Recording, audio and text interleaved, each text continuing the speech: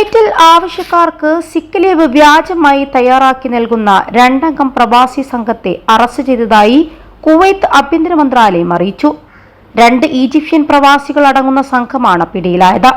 അറസ്റ്റിലായവർ വ്യാജ സിക്ക് ലീവ് സർട്ടിഫിക്കറ്റുകൾ വിതരണം ചെയ്തതായി സമ്മതിച്ചതായി മന്ത്രാലയത്തിന്റെ പ്രസ്താവനയിൽ പറയുന്നുണ്ട്.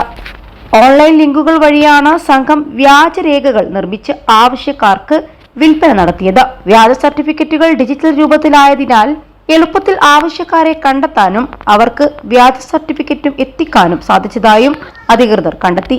അതിനിടെ വാണിജ്യ വ്യവസായ മന്ത്രാലയം കഴിഞ്ഞ ഒരു മാസത്തിനകം നടത്തിയ പരിശോധനകളിൽ 600-ലേറെ വാണിജ്യ ലംഘനങ്ങൾ കണ്ടെത്തിയതായി അധികൃതർ അറിയിച്ചു.